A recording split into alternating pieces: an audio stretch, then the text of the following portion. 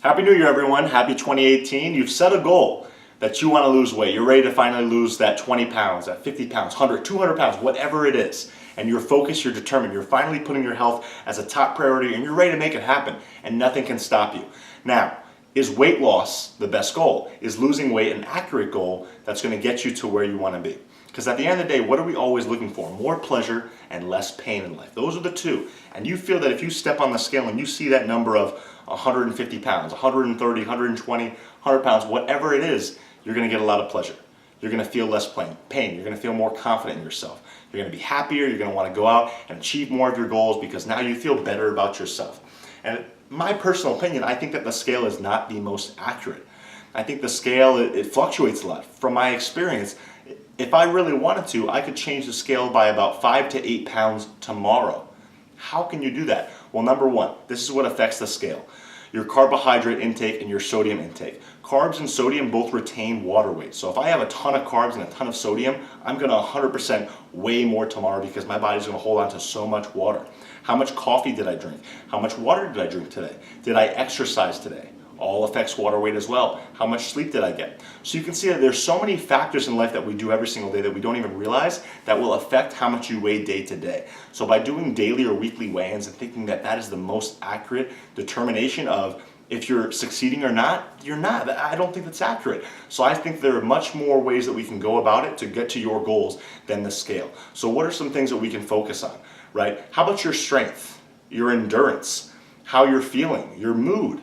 These are all better goals for yourself that you can set compared to losing 50 pounds this year. Now, what are some examples that I mean? If you make a goal that you want to get stronger in the gym, you want to improve your lifts, you want to feel strong, you want to move some heavy weight, what is going to be an end result? You're going to have more muscle mass, more lean muscle tissue on your frame.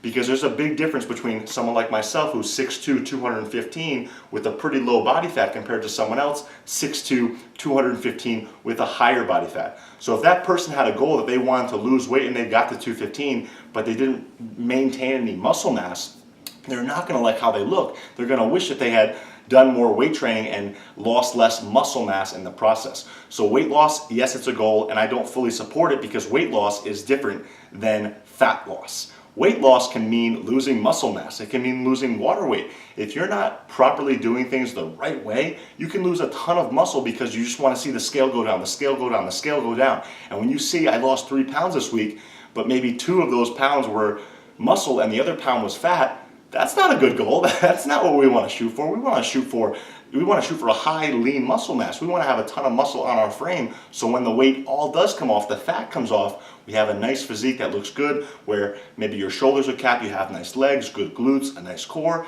That is the goal that we're all shooting for. Shoot for a goal that you want to not need that 3 o'clock coffee, that you don't want to feel like you have to take a nap in the middle of the day. What's going to be a result of that? Maybe eating more nutrient-dense foods, maybe getting more exercise. Those are better goals, just to be able to perform better at your job. How can I do that? By taking better care of my health. So let's get right to the point. What are some ways that we can get you to losing more fat loss and less muscle loss or water weight loss, right? We want to get you a nice looking physique. How can we do it? The first way is going to be intense weight training. Doing the basics, the compound movements, these build the most amount of muscle compared to anything else. If your workout routine right now is going on a couple machines and doing a few bicep curls, and you think that that's maintaining your muscle mass or building new muscle mass, I hate to break it to you, but the body gets very, very used to the same stimulus if you don't give it progressive overload. If you don't create that adaptation to force your muscles to grow, they need to get some damage to them. And the compound movements break it down. What are some examples of compound movements that you should be incorporating on a weekly basis to make more gains? The squat, the deadlift, the bench press, the overhead press, push-ups, pull-ups, dips, lunges. These types of movements build the most muscle mass because they recruit a ton of muscle fibers compared to isolation work, which is not bad, but it's not superior to compound movements, which are body weight with a barbell or with dumbbells. They are far superior. The research shows that these movements are going to build way more muscle than anything on a machine will, anything on a cable will. Not saying that these exercises don't have their place in your workout routine, because they do, but they should be at the bottom of the list. That should be about 20% of your bulk. 80% should be these compound movements. The next step that's going to help you lose as much fat as possible and maintain as much muscle as possible as you're watching the scale go down and your body fat drop drop is going to be a higher protein diet.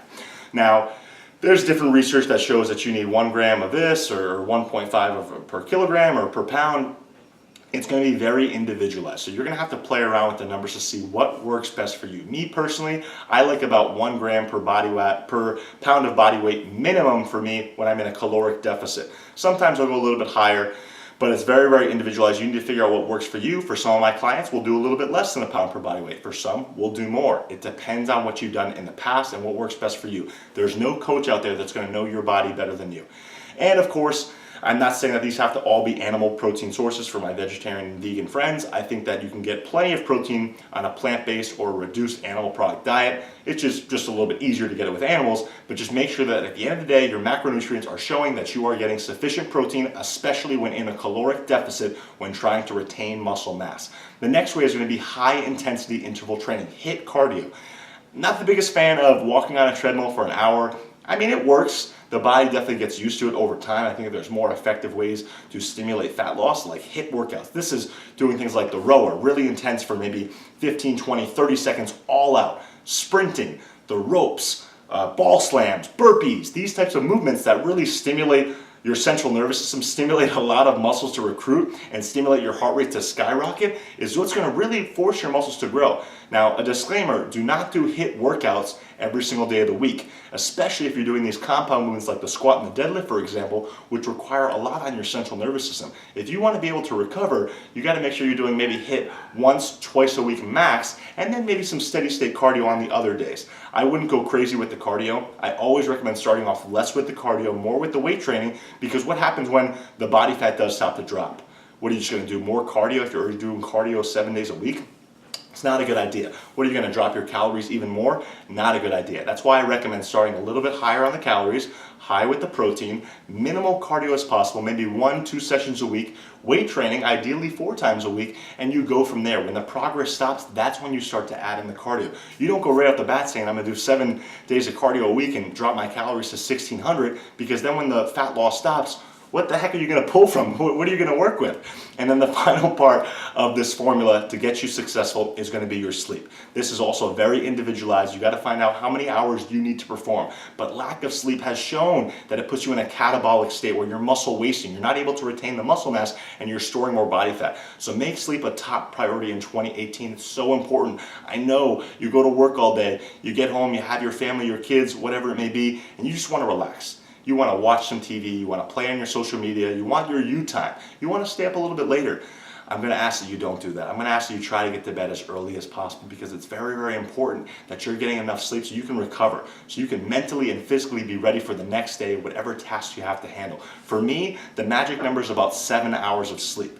It's different for everyone. I know that if I get 5 or 6, I feel like crap the next day. I feel like I got hit by a bus, I feel like my immune system drops, I feel like my workouts suffer, I feel like I'm not as mentally focused when I'm teaching yoga or with my clients. And if I notice that I get 8 or 9 hours of sleep, I'm actually a little bit drowsy. I'm a little bit different that day. It doesn't feel normal for me. So 7 is usually about the perfect number for me. For you, it may be 6, it may be 8 or 9. You've got to play around with the sleep to figure out what works best for you. And a great tip with sleep, try to get to bed before 12 o'clock. I notice that every hour I get to bed before 12 o'clock feels like 2 hours of sleep, because I get really, really deep sleep. So for example, if I go to bed at 10 o'clock and I wake up at 5 a.m., yes, that's 7 hours, but because it's so deep of sleep, it's going to feel like 9 hours of sleep. Compared to if I go to bed at 12 o'clock and wake up at 7 o'clock, same amount of sleep technically, it's still 7 hours, but the sleep is not as deep.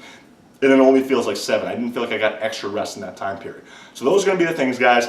I've pretty much put it all in the description, little side bullets for you guys to really follow. I'll have it in the description as well. If you have any questions, feel free to reach out to me. But the main things are going to be create progressive overload, challenge yourself. Make sure you're getting HIIT workouts once to twice a week, a higher protein diet, and make sure that sleep is of top priority to you. If you follow all these things, weight loss will happen, the fat loss will happen. But I promise you, do not be so blah with your goals. Do not just have this like up in the air goal that isn't specific at all. It needs to have a vision. It has to have a crystal clear vision for you to get what you want. I want you to be successful this year. And I hope that I can be a small part of your success with this video. Thank you so much, guys, for watching. I'm here to help you, Aaron Day, mentally, physically, spiritually, and emotionally. Take care. Happy 2018.